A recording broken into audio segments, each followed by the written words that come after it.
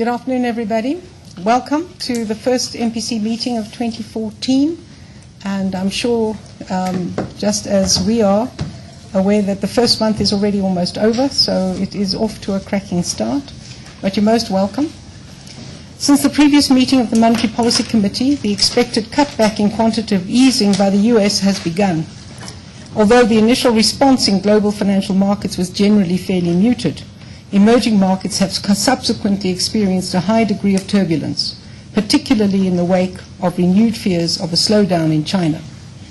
While the Fed action signals a recovery in the US and the UK economic outlook is also improving, it does not mean that the global financial crisis is over.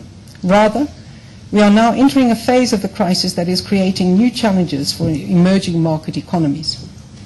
In the longer run, the sustained recovery in the US should be positive for the global economy in general, but the adjustment to the withdrawal of quantitative easing is likely to create significant short to medium-term challenges.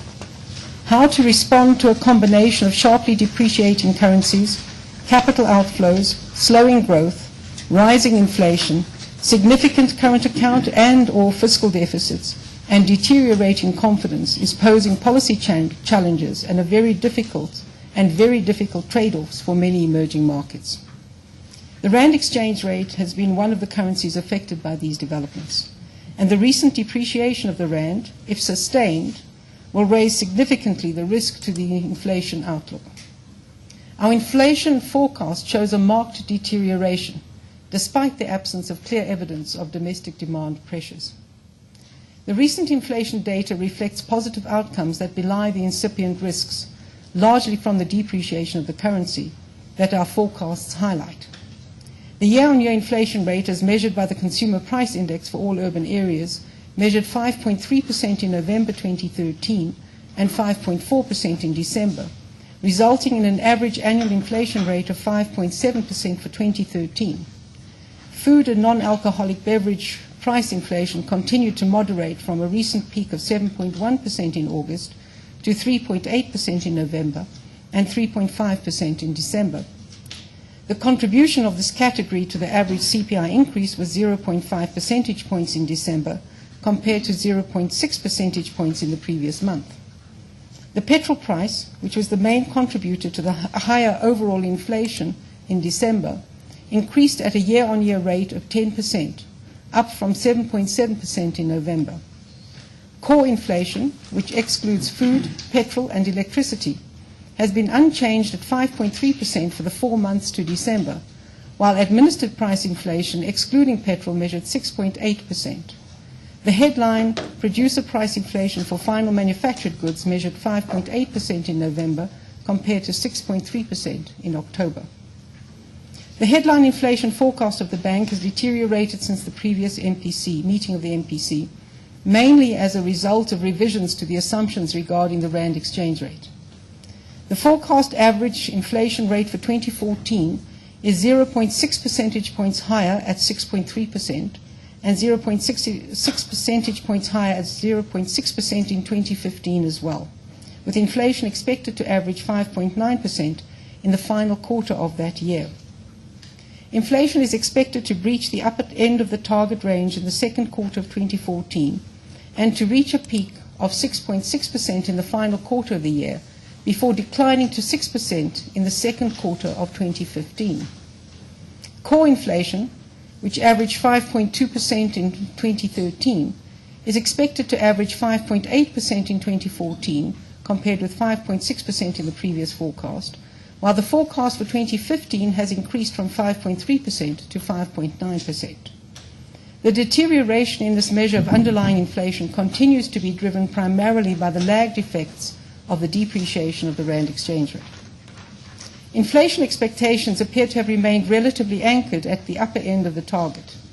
According to the survey conducted in the fourth quarter of 2013 by the Bureau for Economic Research at Stellenbosch University, average inflation expectations of respondents measured 6.1% for both 2014 and 2015 and have remained more or less unchanged since 2011. There is, however, some divergence between the average expectations of respondents, which range between 5.6% and 6.4% in 2014, and 5.5% and 6.5% in 2015.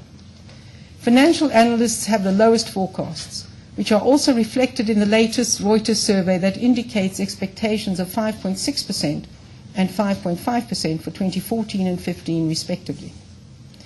While the economic growth outlook for a number of emerging market economies has deteriorated somewhat in recent months, the prospects in the advanced economies have improved, particularly in the United States and the United Kingdom. However, the recovery remains uneven and not without risks. In the US, growth is being driven by a recovery in the housing market, robust private sector demand, and a dissipation of the negative impulse from fiscal consolidation. In its latest World Economic Outlook update, the IMF forecasts growth of 2.8% in 2014 for the US, compared with 1.9% in 2013. The outlook for the Eurozone remains fragile and uneven, particularly in the southern periphery, where the risk of deflation, strong fiscal consolidation, and weak banking sectors are constraining the recovery. Eurozone growth in 2014 is expected to remain subdued at around 1%.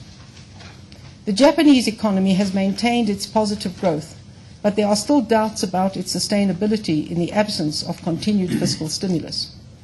The outlook for the Chinese economy is increasingly uncertain, given the challenge of containing the excessive increase in credit extension without adversely impacting on growth. Although a growth rate of around 7.5% is still generally expected, the latest PMI, which suggests a contraction of industrial production, indicates some downside risk to this outlook. This uncertainty has contributed to increased risk aversion and volatility in financial markets of emerging economies in recent weeks, and is also likely to impact negatively on commodity prices. Significant currency depreciation and weaker growth prospects are also evident in a number of other large emerging economies, particularly Brazil, Russia, and Turkey, while the outlook for the Indian economy appears to have improved somewhat.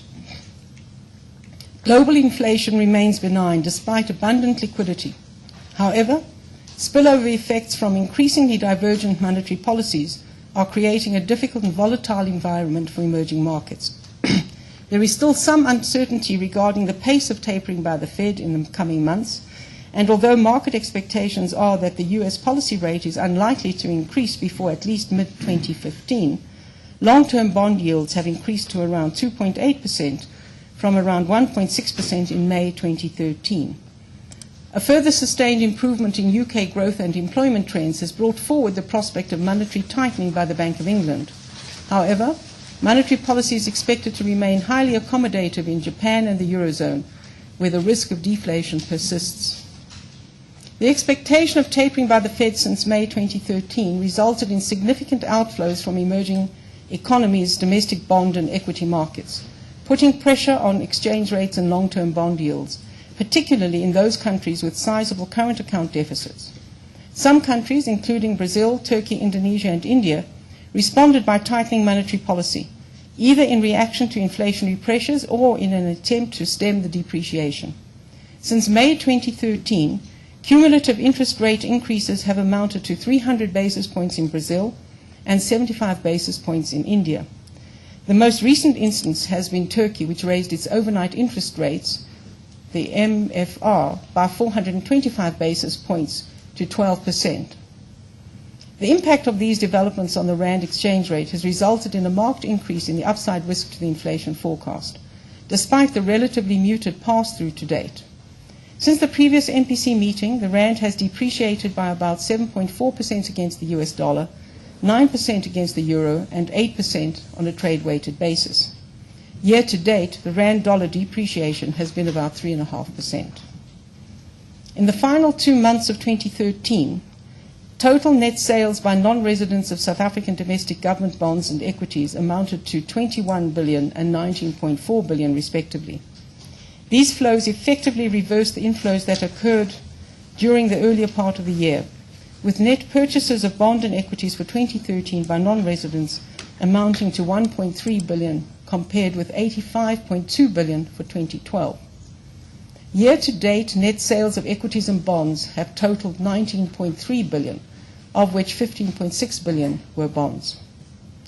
While the recent rand weakness is part of a general emerging market phenomenon, it has been reinforced by idiosyncratic factors, including declining terms of trade, ongoing labour disputes, and the higher-than-expected current account deficit in the third quarter. Although to date the current account has been slow to react to the depreciation of the rand, the trade surplus of 0.8 billion recorded in November may signify a possible narrowing of the current account deficit in the fourth quarter of 2013. However, given the volatility of the monthly trade data, it is too early to assess whether or not this is the beginning of a sustainable trend. The extent to which the strikes in the mining sector and resulting decline in exports are likely to impede the current account adjustment further will depend on the duration of the strikes and the extent to which lost output can be compensated for by running down inventories. The economic outlook remains subdued amid continued low business confidence. Growth in the fourth quarter of 2013 is estimated to have recovered somewhat from the low base of 0.7% in the third quarter, and annual growth in 2013 is estimated to have been around 1.9%. Although an improved outcome is forecast for 2014, growth is still expected to remain below estimated potential output of between 3 and 3.5%. The bank's forecasts for growth in 2014 and 2015 have been revised to 2.8 and 3.3% respectively, down from 3% and 3.4% in the previous forecast round. The bank's composite leading business cycle indicator continues to trend sideways and was marginally negative in November. The mining sector is expected to remain under pressure in the face of work stoppages in the major platinum mines, with the risk of these disruptions spreading to the gold mines. Mining output recovered somewhat in the fourth quarter of 2013 from the September lows, and the sector is expected to have made a positive contribution to fourth quarter growth. The manufacturing sector is also expected to have exhibited stronger growth in the final quarter, following the strike-induced contradiction in the third quarter. However, the sector has yet to exhibit a meaningful response to the weaker exchange rate, and the Kagiso PMI declined to just below 50 index points in December for the first time since April 2013. The construction sector represents a mixed picture. The FNBBR confidence index remained unchanged at 48 index points in the fourth quarter of 2013, the highest level in 5 years. However, the upward trend in the real value of building plans passed observed in the earlier part of 2013 has leveled off, and there was a notable decline in November by 12.5% on a month-on-month basis, and a 14.5% decline on a year-on-year basis. The outlook for civil construction, by contrast, appears to be more favorable. These restrained developments in the real sector have contributed to the slow pace of employment creation in the economy, and continued job losses in the private sector remain a concern. According to the quarterly employment statistics survey of Stats South Africa, formal sector employment increased by 13,400 in the year to the third quarter of 2013, or by 0.2%. In the third quarter of 2013, employment losses were most pronounced in mining and construction. Growth in consumption expenditure by households moderated from 2.8% in the second quarter to 2.3% in the third quarter, and is expected to remain relatively constrained by disappointing employment growth and a modest rise in credit extension. Slow growth was particularly evident in the consumption of non-durable goods and services. Real expenditure on durable goods remained strong, with growth of 9.3%. Nevertheless, domestic new vehicle sales appear to be under pressure, having contracted by 3.3% on a quarter-to-quarter basis in the final quarter of 2013. Although retail trade sales increased by 1.2% on a month-on-month basis in November 2013, they increased only marginally by 0.1% when the 3 months to November are compared to the previous 3 months. Consumer confidence, as reflected in the FNBBR Consumer Confidence Index, remained at a low level of -7, a marginal improvement from the previous quarter. Growth in credit extension by the banking system to the private sector continued to lose momentum. 12-month growth in total loans and advances to the private sector moderated to 7.4% in November, with credit extension to households measuring 5.9%, compared with 10.4% at the same time in 2012. 12 months growth in general loans to households, mainly unsecured lending, measured 8.1% in November, the lowest rate of growth since April 2009, while annualized growth over 3 months showed a contraction of 0.8%. Although there has been an increase in commercial mortgage credit extension, growth in outstanding residential mortgages remains subdued at 1.3%. Installment sale credit and leasing finance has continued to be relatively brisk, but could moderate if motor vehicle demand continues to decline. Household debt as a percentage of household disposable income declined slightly from 75.8% in the second quarter to 75.5% in the third quarter of 2013. Wage settlement rates, as measured by Andrew Levy employment publications, measured 7.9% during 2013. However, according to QES data, growth in nominal remuneration per worker declined from 8.8% in the year to the second quarter of 2013 to 6.6% in the year to the third quarter. For the economy as a whole, despite a small decline in labor productivity growth, unit labor cost growth declined over the year from 6.9% in the second quarter to 4.9% in the third quarter. However, there are important sectoral differences. For instance, unit labor cost growth in the manufacturing sector accelerated from 5.6% to 6.9% during the same period, while nominal remuneration per worker in the mining sector increased by 9%.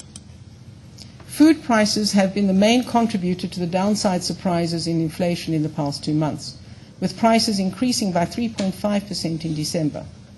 Global food prices generally declined during the year amid improved wheat and maize harvests.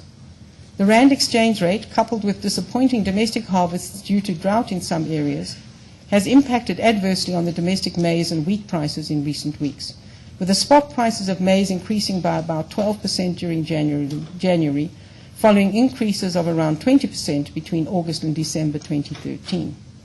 These pressures have not as yet been observed in the producer price index, where cereal and other crop prices declined by 1% over the year in November. Persistent drought conditions in a number of regions have resulted in the culling of cattle, leading to extremely low meat price inflation since September, and this was at 0.1% in December. However, these favorable food price outcomes are not expected to persist as higher spot grain prices work through to consumer prices. Although the exchange rate pass-through has generally been relatively muted to date, the impact on the petrol price has been almost immediate. International oil prices have been fairly stable, with Brent crude oil trading in a range of between $106 and $109 during January.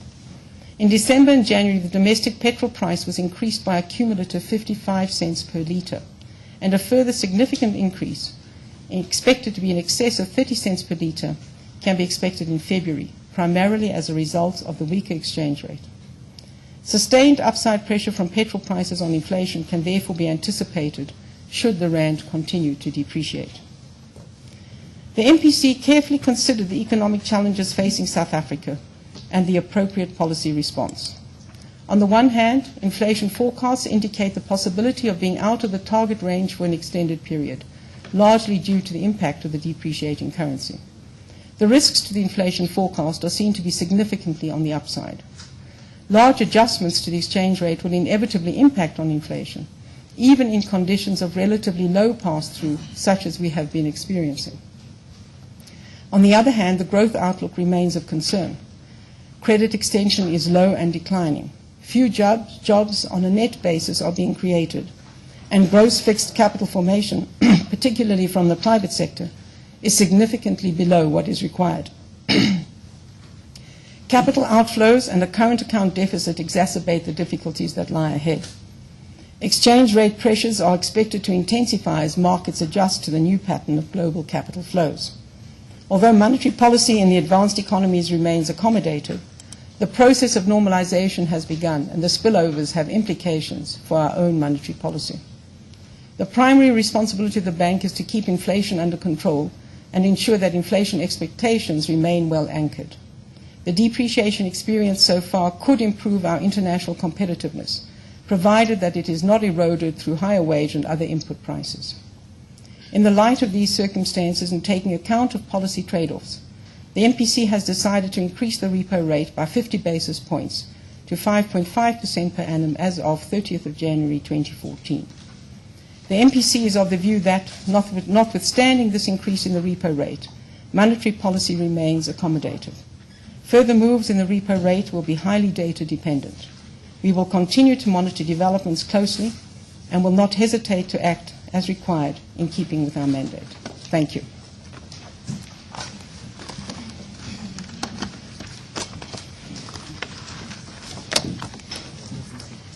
We are open for questions. Please identify yourselves. I don't necessarily recognize everybody. Miriam? Thank you, Governor. It's Mary Nisa for the Sunday Times. The rate hike is not a complete surprise. I just wondered whether you think that it will help to support the rand in the time ahead. That's not the purpose. I know the question is that if you, in terms of having a flexible exchange rate, is precisely that, and the rand is doing what it is intended to do in these circumstances, is that it bears the burden of the adjustment. So this move is not intended to affect the exchange rate in one way or another. It is really a considered view in terms of the inflation forecast and our responsibilities. So our view is that we have a flexible exchange rate. It is there. It is fulfilling that function at this point in time. And while obviously the depreciation that we consider is in relation to its impact on inflation going forward, rather than any measure taken to say this would stem the or be taken in terms of addressing the depreciation. Yes, sir. Pat McGrody from the Wall Street Journal. You talked at length about the competing pressures here, but what are the risks to growth now that the rates have been raised? How might we see this feeding through to the growth rate and other sectors of a struggling economy? Rashad, do you want to deal with that? Obviously, we have discussed that and looked at, in terms of different scenarios, what the impact would be on growth, but I'd like Rashad to deal with that. Well, as you know that if you, obviously, a 50% increase in the repo rate won't have a fundamental effect on growth. Obviously, if there's a series of interest rate hikes, then it will begin to choke growth. So I think the critical stage is at this stage we have a hike in the interest rate, and that does play a more important role in keeping inflation in check than it has in a fundamental way on the growth prospects. Obviously, the risk to growth is a risk that we've outlined repeatedly, and they're bigger risks to growth. And these are, the ability to get the economy moving, the ability to take advantage of a depreciated exchange rate to ensure that supply bottlenecks are kind of unlocked and so on. But the bottom line is this is a 50% increase. It is not a we're still in the context of a accommodative monetary policy, so I think that the environment is very much stimulatory to growth.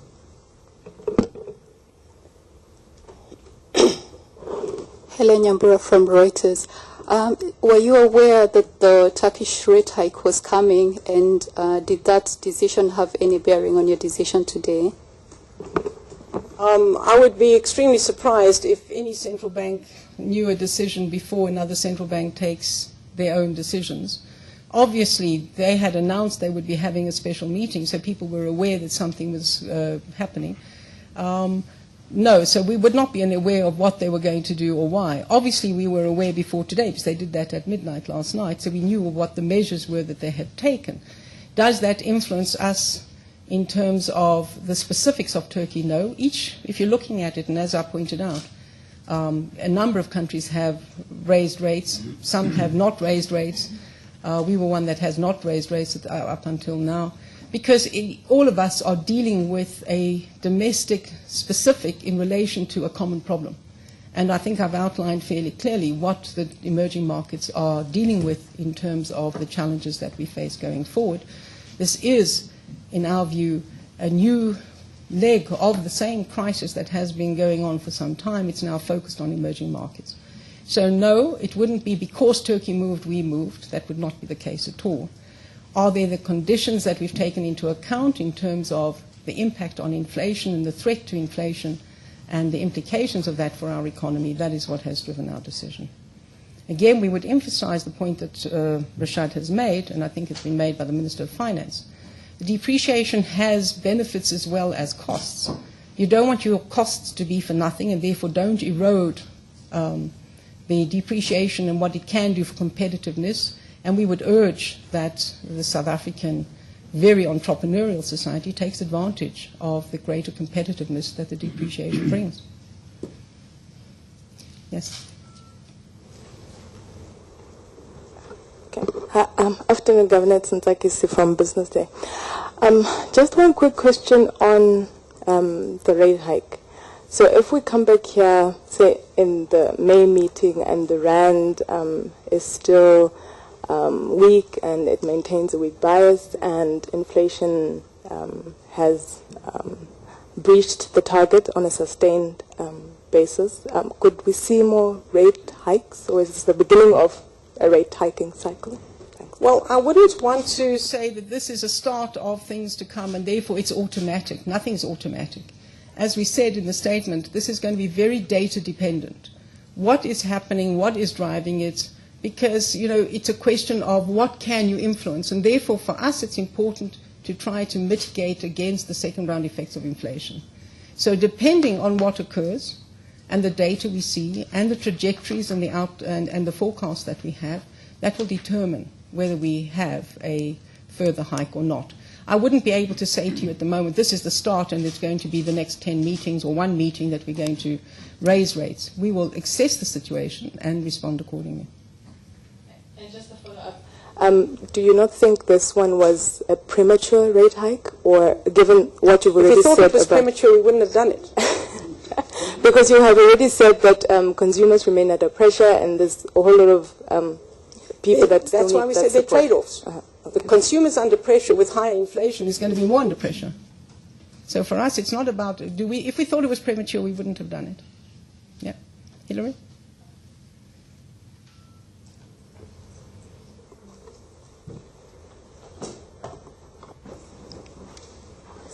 Hillary Joffe from Business Day. You've said that your headline inflation forecasts deteriorated mainly as a result of revisions to the assumptions. Can you run us through the process just a little bit? Give us some sense of where you were and how you've changed and why in relation to the rand exchange rate in terms of, you know, do you think the pass-through rate has changed? Yeah. So if you can just kind of expand on that sentence, please. Brian?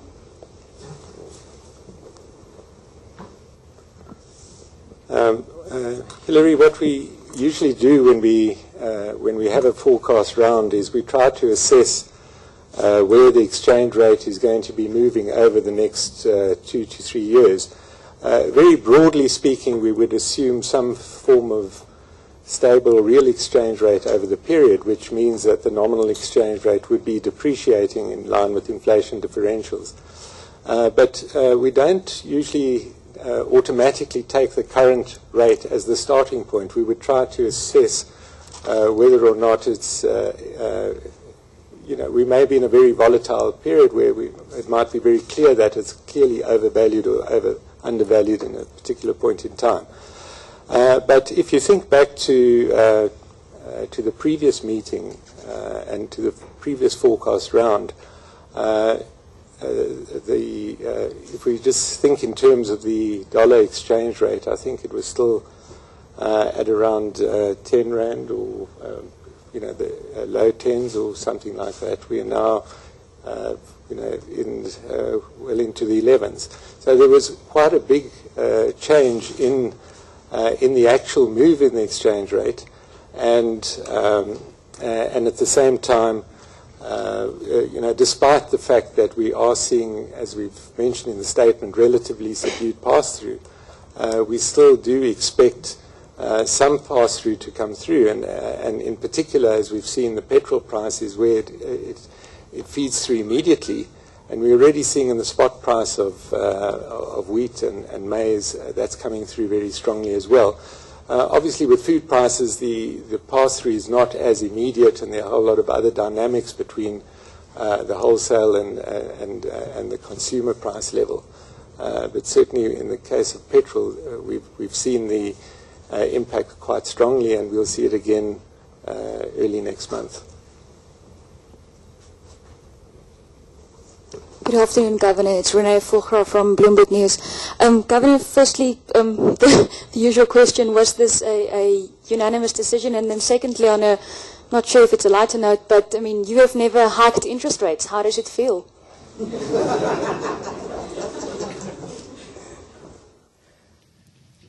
Let me start with the second one. How does it feel having hiked? Well, I have lowered and now I've hiked. And they say that if you want to test the mettle of a central bank governor, you haven't done so until they've hiked rates. How does it feel? Well, I think that it's not a question of how I feel. It is a question of all of us very seriously considering the conditions that we face, and that we felt that this was an appropriate move, and therefore you take it. And obviously we take account of the impact and implications for every South African. We don't, as I've said before, there are three decisions. You can raise, you can lower, and you can hold. Each is worthy of detailed consideration, and that's what we do. So I don't think how I feel about it is material at all. In relation to your first question about unanimous, no, it was not. Two members of the MPC would have preferred to hold rather than raise. And obviously we had extensive discussions about the reasons for it. You don't raise rates lightly, so all of the discussions were very considered and thoughtful. And as I've said before, is that we're quite open with you about whether there is a difference of view. There was also discussion about the basis point increase that we would take. So we actually had quite a number of views in the MPC. In the end, we agreed that, to indicate that two people did not want to raise. They felt it was important to hold at this point in time, but fully understood what the thinking was of the others. And the rest of us felt that it was important to raise now. So some of us wanted to hold, some of us wanted to raise. And then the discussion was whether it should be 25 basis points, 50 basis points. And I would want to stress that the percentage or the basis point move is something that we are open to different increments, whether we were going up or down. So that would be something else for the future as well. Let me see if there's anyone who hasn't asked. Miriam? Thank you. Just to follow up on that question, was anyone arguing for a hike of 100 basis points or more than 50? No. Renee? And nobody was arguing for a cut either. Governor, I know one of my colleagues has already asked about the currency, but I see since the announcement, I mean, the currency has actually weakened a bit. I mean, can you maybe just comment on that? I mean, what the reasons for that might have been? You'd have to ask those weakening the currency. I mean, the question around it is that you have a market that is very sensitive to what is going on. There's a lot of uncertainty, and we are trying to create as much certainty as possible in a thoughtful manner. This is something that, obviously, this is a consideration that has been on our minds for a number of time, for quite some time. So if the currency has weakened, we'll see what happens. I mean, if you look at what happened with other currencies, when countries have moved, raised or lowered, currencies have moved. I think the question that needs to be borne in mind, that we've still got the FOMC decision tonight, and depending on what the United States does, that will also affect, because a lot of this, as I've said in the statement, is driven by what is happening in the Fed. That's your real driver of the global market at this point in time. So, the timing of the Fed and what they have to say, we'll find out later today, and I'm sure that will also have impacts. And to remind you, this was not done in the interests of addressing the currency. It was done in the question of our concerns about inflation setting in or second-round effects of inflation. Yes, sir. That said, the currency has weakened a great deal, sort of as investors look at markets with some of the problems that you've been highlighting for a long time. You're talking about since I started talking, or you're talking about since yesterday? Over the last year, let's say. Well, primarily not so much a lot, but as I indicated, certainly over the last few months, yes. There's a large current account deficit and slowing growth, and you've highlighted these challenges for some time, and yet investors continue to sort of trade the rand away on those points. Is there some intervention that policymakers outside the central bank need to be making now that hasn't been made yet? Is there something the government could do to help with these problems? I think that I would say the state of the nation is happening in about 10 days. The budget in a couple of weeks after that. And I think government will speak for itself on those occasions. I don't think it's for us to really comment. I think that what I would say is government and Minister of Finance are very conscious and aware of what the challenges of this country are. They've expressed their views repeatedly, and I've no doubt in the state of the nation and in the budget these issues will be addressed. Our responsibility and working is that we work as much in cooperation. Obviously, you have different tensions between monetary and fiscal policy. And our objective between the Treasury and ourselves, the Minister and myself, is to ensure that we try to manage in a coordinated manner in the best interest of the country.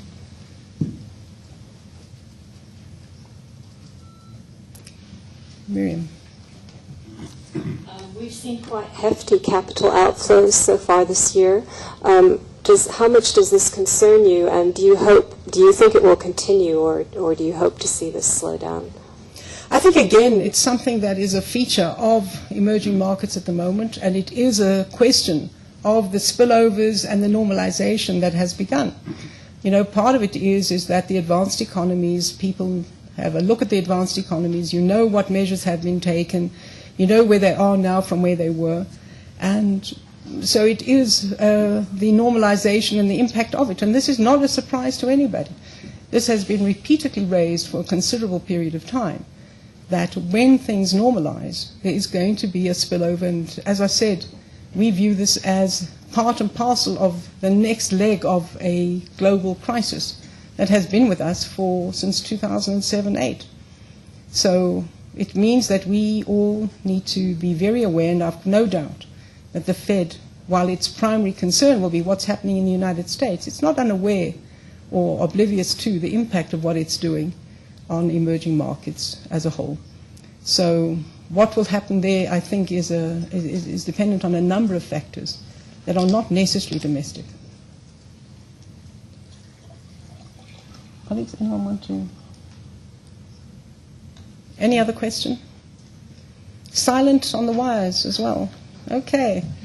Well, everybody, thank you very much. Thank you for being here. I'm quite sure we will continue this conversation at our next meeting. And I appreciate you coming down to have a conversation with us. Thank you all.